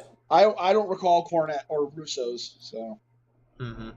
But I mean, also there also were certain circumstances, but with these circumstances, it was kind of like, why run with this? Why don't we just act like WCW is dead? I mean, it was the fact that they got some of their bigger stars, but not the biggest. They only got two, But that was Booker also T and because of the fact that DDP. these guys were locked in huge contracts. Mm-hmm. They were all up within a year. Yeah. Yeah, and ultimately that is a moral standpoint. Would you rather take $3 million and work or take $3 million and stay home? I mean, that's ultimately a moral choice there. But, I mean, even if WWF didn't want to buy the contracts, there was one easy solution. Just wait a year until you got everybody. Then you could have done it. If that would have been the circumstance. It was like, the business negotiations were being made and done and such. And don't get me wrong, there were some positive endpoints out of this angle. It elevated Rob Van Dam. Why it was not on my list. What's that? This is why it was. I did not put it on my list. Because there were some good points to it. Okay. Yeah. Elevated Rob Van Dam to a household name. Okay. To the he was popular with the niche crowd. Now the general audience likes him. It gave Booker T a career for many years to come. And also on top of that, I mean, it kind of allowed WCW's legacy outside of the angle to interflow into WWE structure. Whereas, like, you go on the Peacock and we can watch any WCW paper.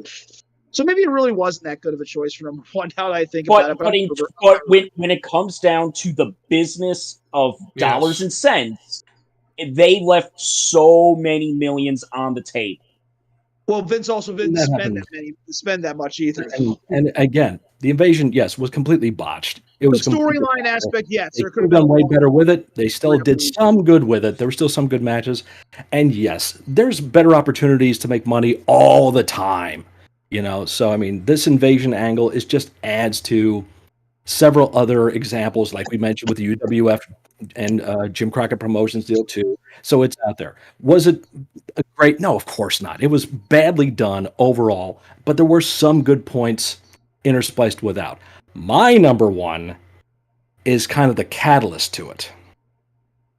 Because what do you not fucking do when your top fucking guy, your number one dude, is over like crazy? You don't have him shake the hand of the guy he's been feuding with that made him the top fucking guy.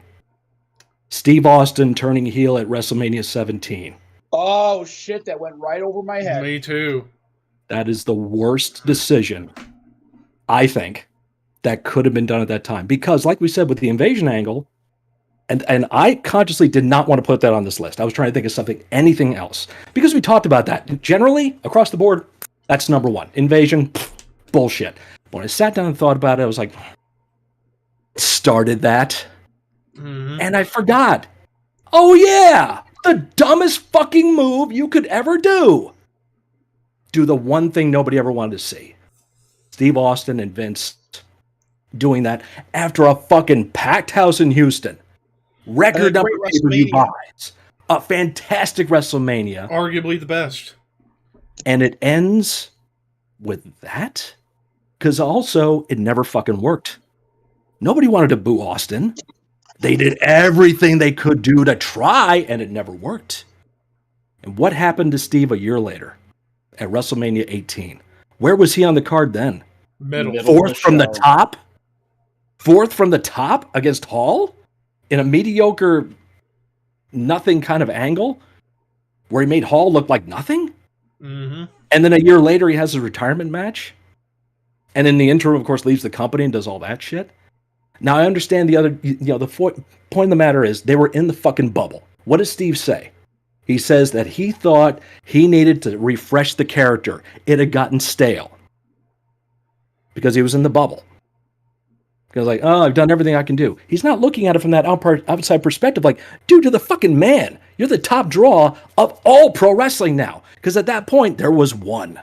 Yes. He was the top fucking guy. They should have just rode that out. Turn Rock heel, whatever. Keep it going. The adage in entertainment is if something works, you run it into the ground. Well, Austin wasn't in the ground yet, but once that happened, ground, say hi, because that's when Yep. it started. That's why, for me, that is the worst fucking angle ever. That's agreeable. I can't. I can you know, agree but- on that. But you know, it was a we- bad move. If we did but- want, if we had a rule where we could not use the invasion angle as a choice, I probably. But while there were good stuff with the invasion, there was also a few good things with heel Steve Austin. The stuff with Kurt Angle, he Yes. had some great matches in there. So, But business-wise, But again, however the Mark argument of said. business, yeah, arguably from the business But standpoint, yeah. the worst thing to So happen in pro wrestling. if we're going to use business with one, yeah, you're right. We're here for dollars and cents, not Meltzer stars. And if you look at it for majority of the stuff we have on our list, if not all of them, that's the major denominator on all of them. It's all bad business. It doesn't Yes. help anybody. It doesn't sell tickets. It doesn't give the fans what they want. And if you want to know how Scott and I would have rebooked not only the Austin heel run or the invasion, go watch the old episode where we spent 2.5 hours rebooking everything and fixing everything. Mhm. All right. But forget about a cumulative list Yeah. because We were let's so just all get over to the place. real thing. Let's just get to the interesting Let's stuff. get to the big story of the week. Really, We can the actually only talk about this story in of real the time, week. which is cool. Really, the only story of the week. Yeah. The thing where it's like, okay, what's going to happen next? Yep. And we're 'Cause- still waiting on what's going to happen next. Because the weekend And I started. think it's- The and I think weekend that's started. now- The weekend started with Clash of the Castle being a phenomenal show. Yes. Yep. It was a That great happens. show. And then when Worlds Collide happens, cool. But then the complete news cycle was all about one thing. after the AEW paper. After the pay-per-view. After MJF's return, which I will give them credit, they actually made They it make sense did a good with the job. voicemail. Because my whole thing is, how are you going to have the guy that said, "Fire me, you fucking mark," come back? Yep. Okay, I will swallow a bitter pill, bring you back, not force you to sign an extension, and pay you dollars.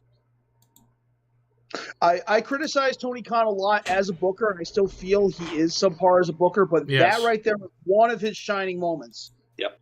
That was Yeah. actually quite clever. It was actually very well done. But all of that was maybe the fourth or fifth most important thing Monday morning. It went down a bunch of pegs. Completely gone, yeah. To And where it's like, you feel Oh. sympathy for the devil. Once Phil wanted to talk. Yep. Which apparently now he knew what he was going to say in the moment. Oh, and this was apparently this was premeditated, is what they're all talking about. Yeah. It seemed like he I just had was watching- everything lined up a little too much, you know? Punk looked pissed off after the match with Moxley when he made the pin. He was like yelling something at Moxley. I don't know if he was kayfabing and just saying good match, but making it look like he was angry. But he was saying something to Mox.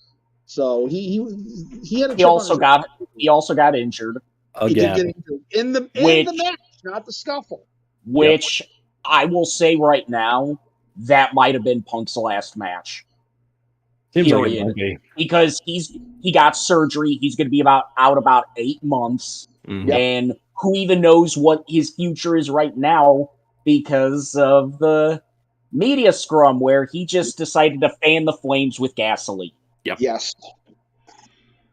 And Now that's the thing. There's all sorts of speculation and all sorts of things coming through. Today they just said that we just found out the Bucks and Omega both have not signed contract extensions with AEW yet. I think the Bucks have a little over a year left. Omega's got 5 months. I thought the Bucks were up at the beginning of next year. I don't know. Maybe I'm wrong, but I know. But I know Omega. Omega's got 5 months. Because I think, despite what's going on, I think there's a lot of people planning to jump ship that we didn't expect to jump ship. Yeah, and Mhm. I'll say right now, Paul Levesque, just delete Punk's phone number. Don't call him. Oh God, Do no. you want this on your roster? Do you want this? You want this poison back in there? Sorry, I hate using the term cancer, but Punk is a locker room cancer. Yeah. Yeah. I mean, 1 And year. Tony Khan learned this. Tony Khan got he bought into CM Punk's voice of reason persona. Mm-hmm. 1 fucking year. That's it. That's all it took. It took 9 years for him to crack in WWE. It took 1 in AEW. Yep. And people are already calling this one of the worst returns in wrestling history. They were calling it one of the best a few weeks ago. When he first came in, it was the resurgence of the business, and everything was going to be great again. And that's why that made my number 10, because we're in the middle of the ramifications of it, and we're not done. No. Despite the fact that the toxicity of that is CM Punk and potentially the Elite, it doesn't leave out the fact that AEW is still a very flawed product. Oh yeah, and anybody out there thinking this is a work, you're giving the booking people of this company way too much fucking credit to come up with this one. God. Yeah, really. Who's going to benefit from this? Exactly. Yeah. When you do a press conference, what do you normally do? You talk about the match you just had and the match you might be having down the line. None of that happened. All it was Phil trying to vent. And I get it. I know they said that Jericho, Moxley, and Danielson have picked up the slack and they're basically running the show while Khan's dealing with this. True story. What's that? Pre-WWE guys, just saying. Well, yeah, Moxley once again picking up the ball and carrying it. He carried the company through the pandemic. He carried it when Punk was injured, and now he's carrying it. That promo might have been his best promo. Yeah, Moxley is the top guy. You know what that reminds me of? Yep. It reminds me of when Austin walked out, Rock returned, and he cut the promo on the locker room. Yes. Mm-hmm. That's a rallying cry right there. That signifies Moxley is the top fucking guy. End of story. And this isn't the first tournament. Just put the fucking belt on him, Tony. Who cares? Moxley, this isn't the first time Moxley had to pick up the slack in WWE. No, he's been doing it when Roman got suspended. Everything. Mm-hmm. When Roman got suspended in 2016, here's Moxley working every fucking night carrying the company. Yep. As WWE champion. Yep. He was supposed to go off after Saturday or Sunday. Go on vacation. He was supposed to go on vacation for a few weeks and spend time with Renee and the baby. No, he didn't go right back to work Wednesday. And literally him, Jericho, and Danielson are running the show. Sean Carr told me, because Sean Carr got to work as an extra for Dynamite. He got to be on the spot with W. Morrissey and his entourage there with Stokely Hathaway. He says Jericho walked up and walked him through his entire spot of what he has to do, where he's got to be. You know, it's like they were literally running the show. So here's an idea: strip the Elite of their EVP statuses and give it to Jericho, Moxley, and Danielson. Well, that's the thing. If the Elite wants to leave, because I hear they're also waning interest about. Remember, I think they're still friends with Cody. Yeah, and didn't Cody put out a tweet today saying this is why I left or something like that? I think I saw something. Is that a fake? Okay, I didn't know. But although Brandy, and it's still up there, said trying very hard to bite my tongue and be fucking nice. I did see that one too. I'm not sure what that was in regards to. Maybe Punk, maybe Tony Khan, maybe the Elite. Mm-hmm. Yeah. And this all falls. If the Bucks want to go to the WWE, they got to learn. They're going to have to understand two things. Oh, they got to eat a lot of crow. They got to eat a lot of fucking crow. Hold on to that tag rope. You got to hold on to that tag rope. And two, you got to get your ass out of there within 5 seconds after hitting your double team move, because Jessica Carr and Little Nate are going to be on them like Wolverines. Get out. And three. They're not going to have their own special ref. The Bucks have Rick Knox every match they're in, and he lets them. Cornette goes off on it every week. This guy they come in, he's watching them double team and interference, and he's not playing along and trying to apprehend them and get them in their corner. Jessica Carr is going to legitimately grab Nick Jackson and throw him over the top rope. She's going to have We'll be fed up. Again, and before I go, my point, James, I think you wanted to say something there. All of this really falls onto Tony Khan not being a boss. Yep. He wants to be their friend and not a boss, and now he's going to learn the hard way. He is Dick C. Carter. He's Dixie Carter with a dick. I'm shocked Shad Khan, the real owner of AEW and Tony's dad, hasn't stepped in and said, okay, this is what the fuck's going to happen. Because he's probably playing damage with control with the Discovery people. That's true, yeah. Oh, what is your son doing? Okay, let's look at this too. Like I just mentioned this, like Triple H, lose Punk's number, don't call him. You don't want this toxicity in your locker room. Not now. After everything is like starting to get better in that company and everyone's way happier. You don't need that. Number two, the Bucks are damaged goods, as far as I'm concerned. Do not fucking call them either. Because what do they bring? Who cares? Yep. All the shit they do, there's a bunch of people in NXT that do that shit and do it better now. Bucks ain't the young Bucks anymore. Okay? They're not. They're damaged goods. Kenny Omega, damaged goods. Too many fucking injuries. Oh, he's shot to hell. Worked himself you're not going to get the best out. Maybe no, you're not. 5 years ago would have been a good opportunity to strike the ankle when it was hot. Yeah. But he's broken. Unless you have a chance to send him home for a year and heal up and hopefully bring him back.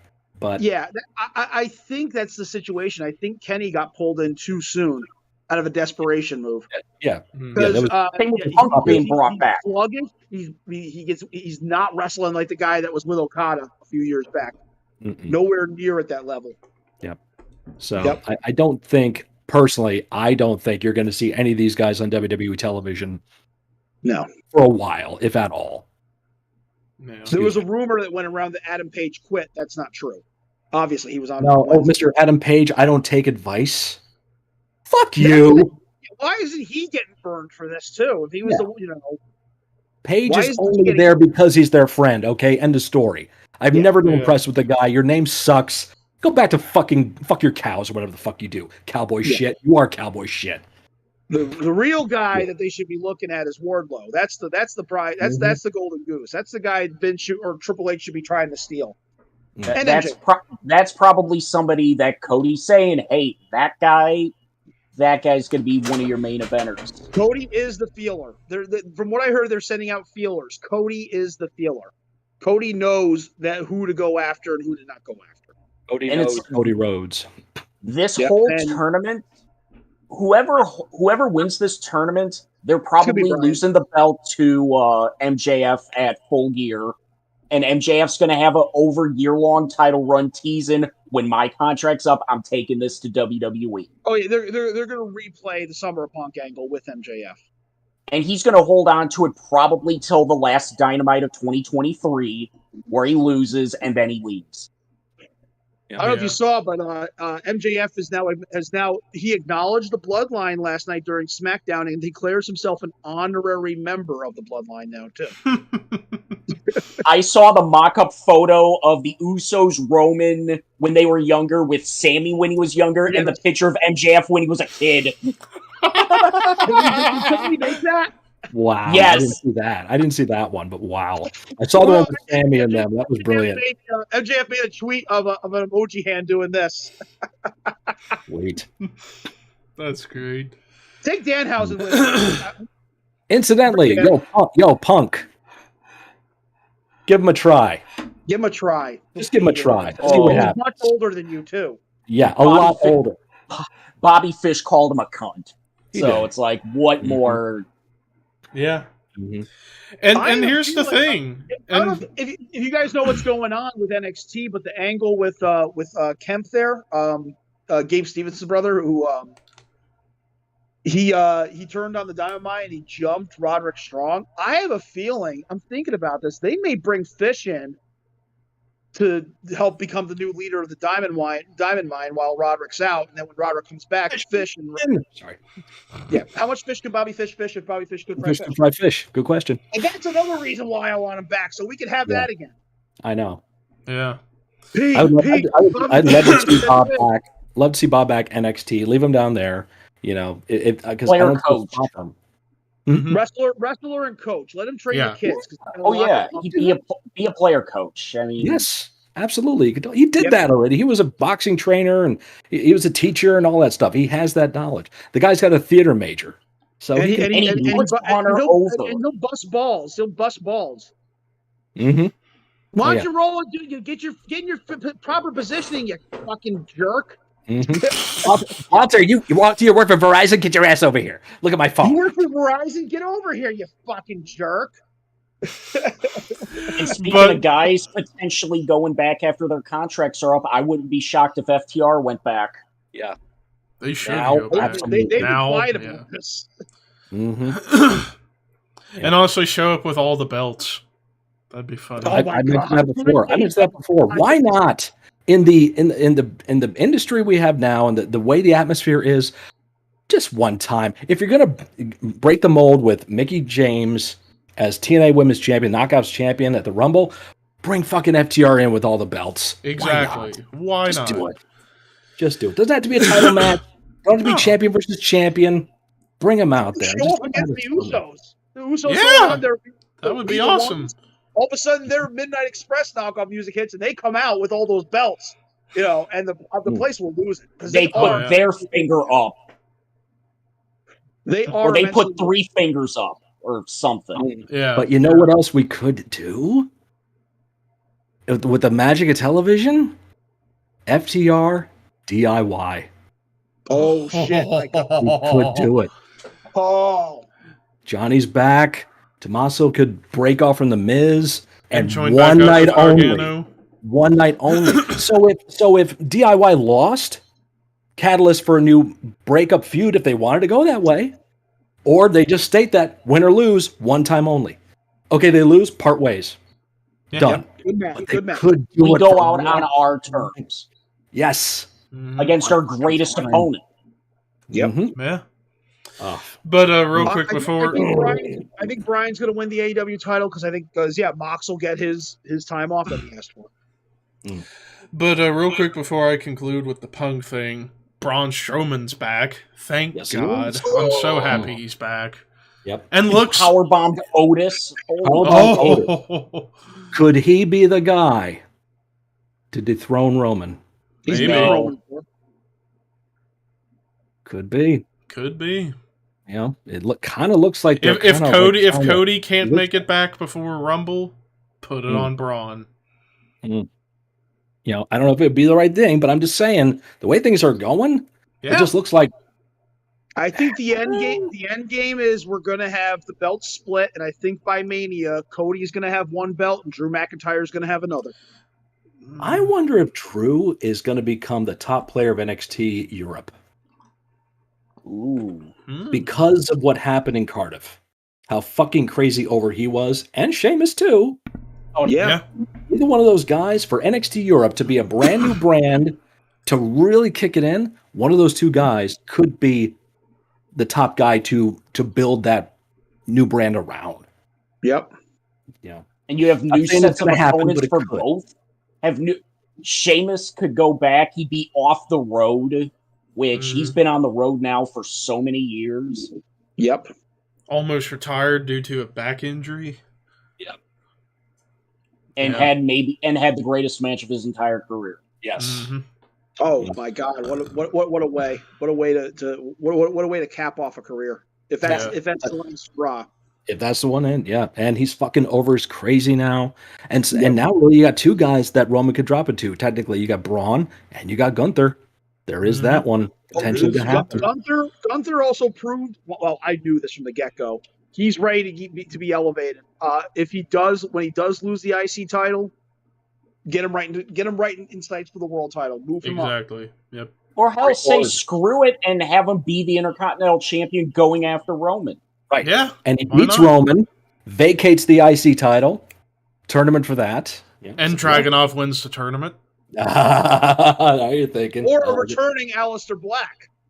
Yes. That's Yes. even better. Now, Fucking checks. Paul, call us, man. Call us, brother. Give us our fucking checks. Come on. Now, with Aleister Black's AEW release, it is a conditional release. So there's probably some sort of Non-complete. I heard it 6 months, so he'll be back in time for Mania. Well, yeah, that's true. But now, to wrap this episode up, I'll go ahead and give my spiel about Punk. Last week was my brother Rue. If he was still around, he would have been 42. And he would have loved this show, seeing me talk with you guys, and he would have, if he was still here, he'd be sitting right next to me and we'd be talking. He, 10 years ago, saw Punk's true colors after watching the Best in the World documentary. Took me a while to kind of understand what he was trying to get at, but now, Rue was right about you, Punk. You are the kind of guy that thinks that to get anything you want in life is to whine, bitch, and moan about it. And I'm here to tell you right now, buddy, that's not how life works, pal. You have to earn what you have. Yes, you may have earned a lot of money, you may have earned a lot of championships, and you may have earned your wife, but at the end of the day, you're still the same old pussy-ass motherfucker that needs to just go home. Don't be near wrestling. Stay away from television. Stay away from the microphones. And just relieve us all of headaches. Can you do that, Phil? Just go home. Don't bother with pro wrestling. If you really hate guys in the business that much, then just go home. No harm, no foul. Go try MMA again so we can watch you get smashed in the face. Call Bob, That man. too. Give it a try. I dare you. Yes. Have fun with that. And you know something? They were mentioning all the different witnesses. MJF was one of the witnesses seeing the fight. Mm. Ain't that fun? Mr. Kayfabe has to give details of something that's a shoot. Yeah. So at the end of the day, should have seen this coming with Punk, especially given his real life personality and what we know about him. Doesn't surprise me. That tweet about supporting your coworkers no matter what, that ended up on Freezing Cold Takes. That Twitter account. Miro retweeted it with a laugh out loud emoji. Yeah. But that is all we have for this week on the Shadow Kvlt podcast, episode 113. But before we go, it is plug time, as always. I'll quickly plug Ricky's stuff since he wasn't here this week. You can check him out on YouTube, Horror Master. You can follow him on Instagram at Arkalaman Metal God, Twitter at HorrorMaster18, I think. And yeah, and you can catch him on here, not only Shadow Kvlt, but the Horseman podcast. James? You can subscribe to me on my YouTube at We Are Pro Wrestling. And next week, I've got part 3 of my Sting retrospective, where I talk about March 1992 through June of 94. Pretty much the last portion of where Sting was the franchise before Hogan and friends came over and took his spot. So check that out. Check out all the other episodes that I have. Subscribe and follow me on my Twitter at WAPW_wrestling. Walter? You can find me and Mr. Scott, me sometimes, and Mr. Scott most of the time, along with our good friends Thomas Clark, Skip Novak, and Sergeant Fury Dan Robots. Dan Robots? Oh my God. Dan Robots. I have Dan Robots in disguise. For the Necrocasticon, we discuss the best in horror and metal. Scott. All right, you can find me on my YouTube channel. It's Mr. Scott. New reaction to a new song from Gwar is coming out on the video tomorrow. That's coming out on the channel. The song is called Ratcatcher off the new album, The New Dark Ages. I totally forgot they put a new album out this year, honestly. So it just kind of flew into my feed. I'm like, oh shit, new Gwar. I have to do that. So that's coming next week. I also have a reaction coming up from Electric Cowboy. My buddy Freeman in the country of Iceland caught me live and donated to me to do a reaction to a song from that band called Pump It. I did the reaction today. That'll be up next week. And oh my God, it was so fun. Also coming soon to the channel, top 10 favorite horror-themed heavy metal songs. That should be coming out, I believe, September 25th is the plan for that one. All kinds of more horror stuff will be coming up on the YouTube channel. Find me on my Twitch channel, twitch.tv/It's Mr. Scott. Every Thursday night, I am doing theme streams nowadays. This past week, we did part 2 of albums that turned 35 this year. This coming week, Thursday night, albums from 1984. We're doing Metallica, Merciful Fate, Wasp, Iron Maiden, and Kiss. So we're looking at those 5 albums. I'll be jamming songs on those. So stop by Thursday night, 8:30 p.m. for having some fun on there. I go live every Friday night on YouTube, and also find me on my TikTok, my Instagram, and a lot on Twitter, because that's where I hang out mostly. And of course, you find me and Walter on the Necrocasticon. And also check out my TeePublic merch stores, tpublic.com/users/It's Mr. Scott. Get yourself some cool It's Mr. Scott merchandise. And subscribe to me on YouTube, ThrashManiac99. We're almost to 3,500, and I'm like now 53, 54 away now. I earlier this morning posted my review of the new Bloodbath album. One of the best albums of the year, I will go ahead and say, because holy shit, it is fucking great. I actually have recorded and uploaded, it'll be posted tomorrow morning, my review of the new Ozzy Osbourne album. Of course, this week, there's going to be 2 episodes of Under the Radar, because there was a lot of stuff that came out yesterday, like Revocation, Warforged, Abstract Illusion, Fallujah, a couple underground things I was interested in, so I'm going to be busy for the next couple days listening to stuff and recording, so there's that. As far as, like, what else is coming up, I actually... Ooh... As far as, like, other stuff coming out this month, later in the month I'll be ranking all of Suffocation's albums. And I actually have a mapped out plan for the bands I'm going to be ranking for the rest of the year. Next month, sometime in, like, early mid-October, I will be ranking Blood Red Throne. And then on Halloween Day itself, Typo Negative. Because it's appropriate. And then November will be Deicide. That's going to be curious, because I've never been the biggest Deicide fan, apart from 3 or 4 albums. And then December, there is a poll up right now for you guys to vote on the community tab of what band you would like to see me rank at the end of the year. But again, landslide votes, it's looking like it's going to be Black Sabbath. All 20, well, 19 plus Albums? the Heaven and Wow. Hell albums, so... That's going to be a long one. That might be 2 hours, possibly, just because of how many albums there are and the in-depth history about everything. So, yeah, that'll be towards the end of the year. But anything else coming up? Nothing crazy apart from the usual, but that's on YouTube. You can follow me on Instagram at thrashmaniac_YT, where I only recently hit 700 followers, and now I'm already almost to 750. Which is crazy. So yeah, you can follow me on Instagram. I actually posted this picture, and I haven't even shown these guys yet. I did a thing today on my Blackstone griddle. I made all of this a French toast breakfast sandwich. Ooh.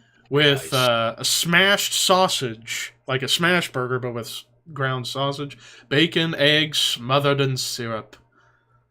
But I definitely learned some stuff I shouldn't do and stuff that I forgot that I'll remember next time. But it still came out pretty good. Always trial and error. That's right. Yep. Yeah, always. I gotta grab a Blackstone. Yeah, I actually want to get my own, but the whole thing, not just half grill. But it still works. And I tell you, if I had the equipment, I would do cooking videos like once a week. I would love to do that, but I digress with that. But yeah, that's Cooking Instagram. with Levi. Cooking Yeah. with Levi, yes. And then finally, you can follow and or subscribe to me on Twitch at ThrashManiac99. I typically go subscribe live. quick. Yeah, go away, hit subscribe quick if you want. Yes. I actually have already got a couple new sound alert ideas for raids instead of Slayer. I'll show it to these guys after we finish stream. But I got goofy last night. I got really goofy, and I decided to do a thing, and they're gonna find out in a little bit. But yeah, And it's September on Twitch, so everything's on a discount when you buy sub to your $1. favorite channel. So, Buy so $1, instead of so $4.99, it's $3.99. $3.99. So jump on Or it. if you have Twitch Prime, Amazon Prime, you can use your Prime sub here. Yep, you can. Mhm. Whatever you want. But that's all on the Twitch side. I go live usually every Wednesday, maybe a couple random days, depending on what I'm doing and what I'm not doing. Typically, I'll go live on Monday or Tuesday, because I'll already have like a bunch of YouTube stuff already done for the week, because I record ahead of time and then post them scheduled later, because I'm smart that way. So, but anyways, thank you guys for watching this week, but actually, reminder of what's coming up for the rest of the month. 2 episodes left this month. Just next week. Next week, first ever retro review of an episode of Raw, September 22nd, 1997, and then we end with Goldberg's WCW run. But until next week, horns high, and we'll see you jackasses later. Anybody got any muffins?